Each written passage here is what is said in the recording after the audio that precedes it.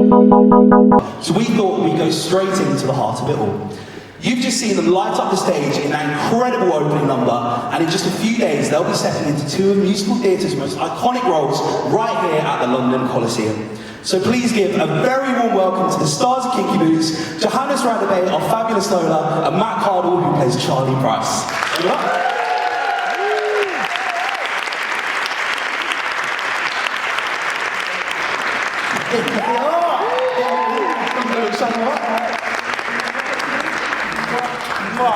That was rehearsed, by the way.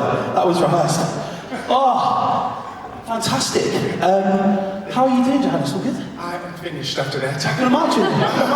Wow. But good, good. Amazing. Is Matt? He is ready. Yeah. Fantastic. Oh, we're all here. How are we doing, guys? All good? All good? Good. Very excited to be here. I also just want to say I'm a massive fan of both of you. This is a true honour to be on this much on a gigantic stage with you both. Right, so let's start with Johannes. You first stepped into the role of Lola in this hugely successful sold-out UK tour of Kinky Boots. Can you tell us a little bit about how you were first cast in the show and what the role means to you? Do we have time? We've got time. We've got a little bit of time. The match here, okay. Hello, everybody. Auditorium. Can we bring up the lights? Is that possible? Would that work? It would be nice to see faces. Hello, hello, hello. Listen, let's put it this way, it was a series of affirmations from different people willing me on. I'm gonna digress here, but please bear with me. It started off in 2019. I was partnered with Capsun ProAudio. One day in rehearsals we were doing Strictly and she said to me, what musical would you absolutely love to play? And I was like, Kinky Boots. It's the only musical fitting for a big, black, flamboyant, happy somebody. Not many of these musicals are out there, isn't it? So she said to me, well, Johannes, you will never know. And later down the line, she brought me the score sheet for Kinky Boots, and she was like, this is a present for you just to keep that dream alive. And she said, I've got a friend of mine as well that I would love for you to sit down and tell all your dreams to. It was one of my producers, Hamish, and we had dinner. And he said, well, we will produce your solo tour, but what musical would you like? Because we produce musicals. And I was like, Kinky Boots.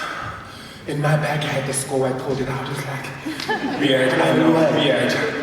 And we left it at that. So we went on tour with my solo tours, and one day they rocked up and they said, listen, remember the dream? We bought Kinky Boots, the rights to Kinky Boots. We're gonna do the revival of the musical. We were just saying, if you would like to audition, there's an opportunity. And immediately called my agent. It took us 2 years to get to the decision because he kept on saying to me, my agent, I'm not gonna lie to you, it's hard. It's nothing like you're used to. You need discipline. There's a certain discipline and work ethic that you require, but let's see how it goes. So he didn't sugarcoat that one. I then auditioned, and it took my fabulous and incredible director, Nikolai Foster, to really just sit me down for a few minutes and just say, listen, I want you to bring yourself to this role. And I remember I sang Not My Father's Son, and I did it the first time, obviously nerves, and he said, now do it again, and mean what you say. And I remember I cried at the end of it all, went home and I thought, okay, I did that one up. But then I heard back from them and they said, we would love to build a show with you. And that's how long it took, 4 or 5 years. That's amazing. You really manifested this role then, it seems. Yeah, absolutely. Well, listen, I can tell any child now. Yeah. To need to dream, you know what I mean? Absolutely. That was a journey. Amazing. And what's it been like bringing, obviously you were on the UK tour beforehand. Yeah. So what's it like bringing the Heels to this stage here at the London Coliseum? It's major, my darling. If you think about, I started out in Bridlington. If you know where that is, it's on the East Coast. And that was the size of the theatres that I played around the country. And so you can imagine to be able to be afforded this opportunity to come to the biggest theatre in London. I wake up every single day, my stomach still flips, and because I can't believe that we actually achieved it. It took a lot of work, as you can imagine, but it honestly is, and I know we say this for lack of a better word, it is a dream come true. It honestly is. I don't know how much more can I say to that. No, that's amazing. That's incredible. Amazing. Now, Matt Cardle, everybody. Woohoo! Wow. Before we carry on, Jojo, that sounded absolutely amazing. Mate. Can we hear it again for Jojo? Now, Matt, I'm a huge fan, obviously, Johannes, I'm a massive fan of you. Matt, I'm a massive fan of you. I remember when I was 9, trying to convince my mum to vote for you on the X Factor. I had my We Collide on CD from HMV. Bought that in my pocket. It's an honour to be here.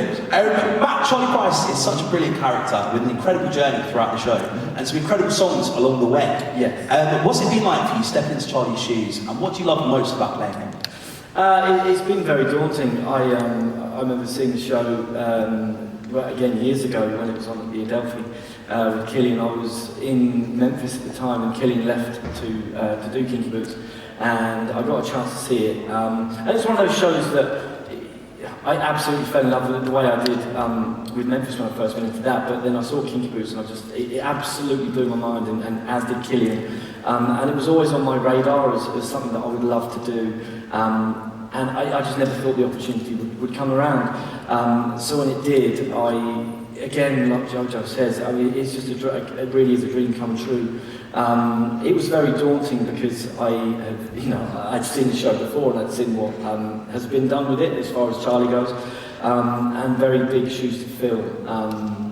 So it was more that sort of weighing on me at the start of the process, but then finding my way into the show and finding my Charlie, and I'm still on that journey as we've only just finished our 5 previews, but I'm having a whale of time already, and there is so much in that track, and he goes on such a journey, and I just love digging as deep as I can into each sort of part of that journey and trying to create the arc as much as I can.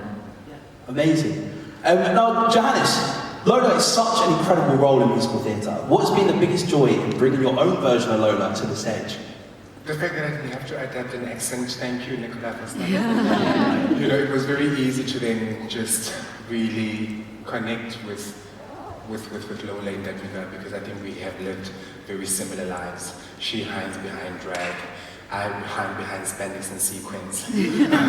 So it was really just lovely to meet myself every single night on that tour, because that's what it felt like. Amazing. You know what I mean? So yeah, it's an absolute joy for me. I mean, it takes me 4 hours to put on this, and when I tell you, I wouldn't be anywhere else in the world than in my dressing room. Amazing. So I feel like you were born for this role almost.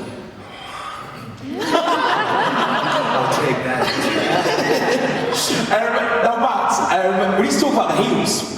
Yeah. Walking in heels, tell us all about it. How's it been? Well, can I ask what size shoe you have? I'd love to say 12, but they're 8. Which is still quite big. No, look, I'd never walked in heels. I think I may have walked around in heels at some point in my life, just for fun. Yeah. But one of those parties. Like exactly, we all have one of those moments. And one of my dear friends, Adam Starr, he bought me a pair of little platform heels a few weeks ago. He said, bang them on and have a look. And it's not the same. There's tiny little, compared to a 6-inch platform with a stiletto heel. I was absolutely terrified, I'm not going to lie. I've been a skateboarder my whole life, and I've rolled my ankle enough times to know that even on a pair of flat Vans, you can really do yourself a wrong. But up there, yeah, it is scary. So I took to it all right, didn't I? I think I might be kind of running before I'm starting to skip about them. I'm like, but no, it's fun, and the whole intention is to not be brilliant on them, which is helpful, and then for Yeah, and if you had any tips from Jojo on walking in the heels, have you given Matt any little tips here and there? No, Oh. we have to thank Courtney Bowman for that. She has been with Matt in the wings, and I know, I it see. has been absolutely beautiful. Oh, amazing. Yeah. Instrumental in the getting through the choreo as well, actually, Janice. No, she's been absolutely amazing. Yeah. Amazing. Now, Janice, we have to talk about the music of Kinky Boots. The score is written by the incredible Cyndi Lauper, who is such an icon. You had the chance to meet her. Is that correct? That was wild. Yes. But I'll tell you who was more excited about it than me, my mother. Really? Jesus Christ. I said, she's in the building. She said, how is she? I said, she just got here. But it was absolutely lovely because I always say to meet somebody that you've always loved from a distance. I mean, she's my mom's favorite. So it was lovely to know that she's a lovely person, if you get what I mean. Yeah. We walked into the room and the first thing she said, she's like, oh my darlings, the lighting in here is terrible. And I went, iconic behavior, thank you. And it was just lovely, you know what I'm saying? She's just a down-to-earth woman who is absolutely talented. But I love the fact that she sat us down at the time and she said, listen, the importance of all of this is that you go out there and you tell the story because the world needs it right now. And then she came to Manchester to give us a note of approval. That was something that we just needed, you know what I'm saying, to set us on our way. She's absolutely divine. Yeah, absolutely. And in terms of the message of the show, this show is it has such a powerful message about acceptance and celebrating who you are. What do you think, why do you think that message still resonates so strongly with audiences today? That's the question for her. With everything that's happening in the world right now, oh please.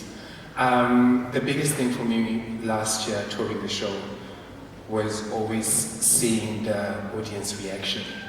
And mostly, I love my middle-aged women, but it was seeing the men, the fathers, the brothers, the sons that came to the show and would write back to me at times and just say, thank you for that.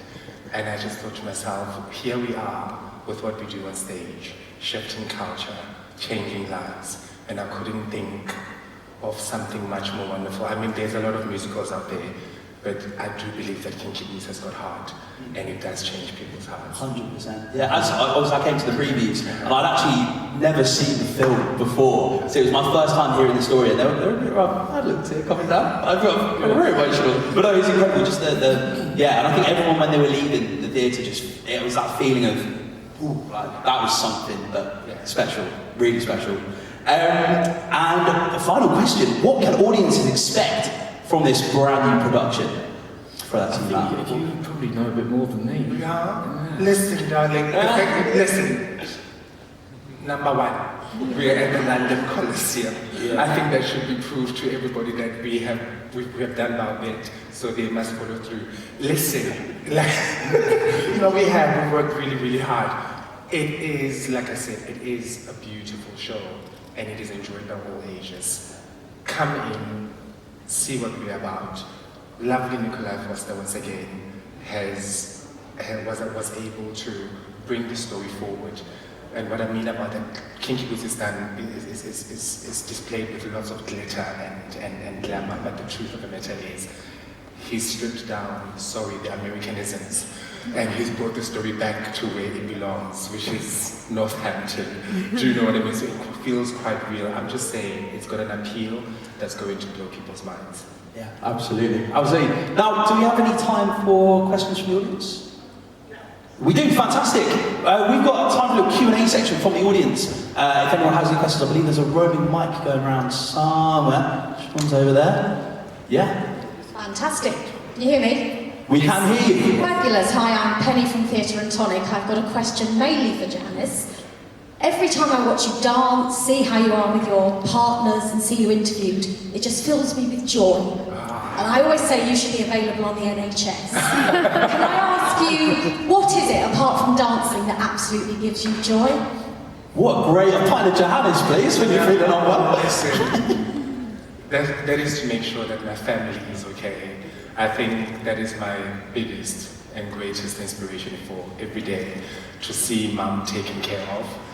That is the ultimate for me. It's beautiful. Wonderful, thank you.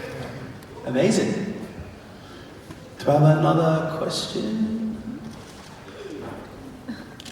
No, I think that's it for now. Oh, Fantastic. Thank you. All right, well, guys, Matt and Johannes, it's been an absolute pleasure. Thank you so much. Thank you. Guys, everyone, give up for Matt and Johannes.